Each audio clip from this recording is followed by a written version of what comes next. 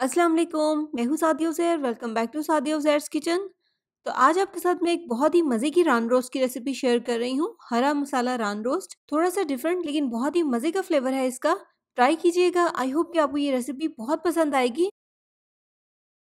बिस्मिल्लाहिर्रहमानिर्रहीम। तो यहाँ पर मैंने एक बकरे की रान ली है और इसका वेट तकरीबन 1.5 kg है। अब सबसे पहले हम एक तेज नाइफ की मदद से इसके ऊपर इस तरह से गहरे कट्स लगाएंगे, क्योंकि रान को हमें मैरिनेट करना है और तमाम स्पाइसेस अच्छे से गोश्त में जज्ब हों, तो इसके लिए कट्स लगाना बहुत ज़रूरी है। सेम इसी तरह से दूसरी साइड पर भी कट्स लगाएंगे और एक कट इस जॉइंट पर भी लगाएंगे ताकि रान को कुकिंग के लिए फोल्ड कर सकें। तो कट्स लगाने के बाद सबसे पहले रान के ऊपर हम लगाएंगे 2 खाने के चम्मच कच्चे पपीते का पेस्ट। गोश्त को गलाने के लिए ये बहुत ज़रूरी है। रान की दूसरी तरफ भी इसको अच्छे से लगाएंगे।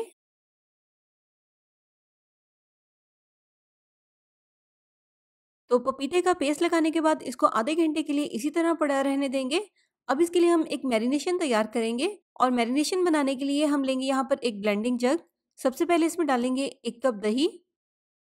दही में शामिल करेंगे 4 खाने के चम्मच मक्खन, 2 खाने के चम्मच अदरक लहसुन का पेस्ट, 2 खाने के चम्मच सिरका या इसकी जगह पर नींबू का रस भी ले सकते हैं, 1 चाय का चम्मच गरम मसाला पाउडर, 1 चाय का चम्मच धनिया पाउडर, 1.5 चाय का चम्मच या हस्ब जायका नमक, आधा कप फ्रेश पुदीने के पत्ते, आधा कप फ्रेश हरा धनिया, 6 से 7 या टेस्ट के मुताबिक आप इसमें सब्ज़ मिर्चें शामिल करें।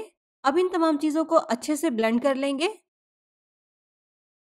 तो ये देखिए हमने इसको अच्छे से ब्लेंड कर लिया है और यहाँ पर रान को पपीते का पेस्ट लगाए हुए भी आधा घंटा हो गया है। तो अब इसके ऊपर हम ये ब्लेंड की हुई मैरिनेशन डाल देंगे और इस मैरिनेशन को सारी रान के ऊपर इस तरह से हाथ की मदद से अच्छे से लगा देंगे। रान के दोनों साइडों पर लगाएंगे। तो मैरिनेशन लगाने के बाद अब इसे हम प्लास्टिक रैप से कवर कर देंगे। कवर करके 6 से 8 घंटे के लिए या ओवरनाइट इसको फ्रिज में रख देंगे ताकि रान अच्छे से मैरिनेट हो जाए।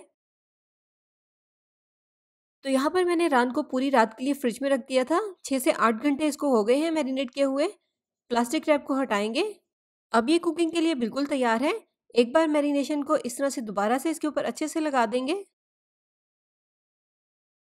तो अब इसकी हम कुकिंग स्टार्ट करेंगे। रान को रोस्ट करने के लिए यहाँ पर मैं पतीले का इस्तेमाल कर रही हूँ। तो इस तरह से हम एक बड़े साइज का पतीला लेंगे, 4 से 5 टेबलस्पून इसमें ऑयल शामिल करेंगे और अब इसमें हम मैरिनेट की हुई रान रख देंगे। रान के साथ ही जो इसकी मैरिनेशन बच गई है वो भी इसमें ऐड कर देंगे। एक बार इसको इस तरह से सेट कर देंगे। अब इसमें हमें पानी ऐड करने की बिल्कुल भी ज़रूरत नहीं है। गोश्त अपने पानी में ही बहुत अच्छे से गल जाएगा। लेकिन इन केस अगर गलती से फ्लेम हाई रह जाए और गोश्त का पानी इसमें जल्दी ड्राई हो जाए और इसमें पानी शामिल करने की ज़रूरत हो, तो फिर आप इसमें ठंडा पानी मत ऐड करें। थोड़े से पानी को गर्म करके ऐड करें। फ्लेम को इसके नीचे बिल्कुल हल्का रखेंगे। हल्की आंच पर इसे कवर करेंगे। कवर करके 2.5 से 3 घंटे लगेंगे इसको पकने में। लेकिन आप इसको बीच बीच में चेक भी करते रहिएगा। टाइम कम या ज़्यादा भी लग सकता है। तो दूसरी तरफ रान के साथ सर्व करने के लिए हम कुछ वेजिटेबल्स तैयार कर लेंगे। तो फ्राइंग पैन में डालेंगे 2 खाने के चम्मच मक्खन और इसमें डालेंगे 2 मीडियम साइज के कटे हुए आलू। मैंने यहाँ पर आलू लिए हैं, आप अपनी मर्जी की कोई भी वेजिटेबल्स ले सकते हैं। एक बार इसको मिक्स कर लेंगे। मिक्स करने के बाद अब इसमें हम शामिल करेंगे 1 चाय का चम्मच चाट मसाला पाउडर, 1 चाय का चम्मच कुटी हुई लाल मिर्च और हस्बे जायका नमक। स्पाइसेस को भी आलू के साथ बहुत अच्छे से मिक्स कर लेंगे और मिक्स करने के बाद अब इसमें हम थोड़ा सा पानी शामिल करेंगे और इसे कवर कर देंगे। कवर करके हल्की आंच पर इसको इतनी देर तक पकाएंगे जब तक कि पानी इसमें अच्छे से ड्राई हो जाए और आलू भी पक जाए। तो यहाँ पर देखें आलू बहुत अच्छे से पक गए हैं, पानी भी इसमें बिल्कुल ड्राई हो गया है। तो यहाँ पर हमारी सब्जी बिल्कुल रेडी है रान के साथ सर्व करने के लिए। फ्लेम को ऑफ कर देंगे और इसे अभी हम साइड पे रख देंगे।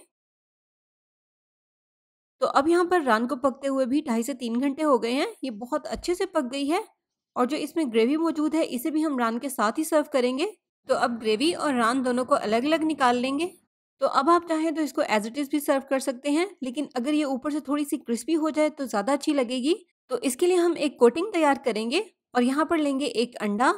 इसमें शामिल करेंगे 1 खाने का चम्मच कॉर्नफ्लोर या मैदा, चौथाई चाय का चम्मच नमक और चौथाई चाय का चम्मच काली मिर्च का पाउडर।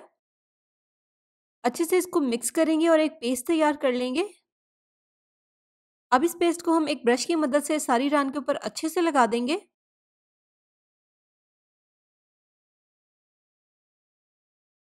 इस तरह से रान के दोनों साइडों पर लगाएँगे। तो इस तरह से कोटिंग करने के बाद अब अगर आप चाहें तो इसको पतीले में भी बेक कर सकते हैं और ओवन में भी, दोनों का सेम ही रिज़ल्ट आएगा।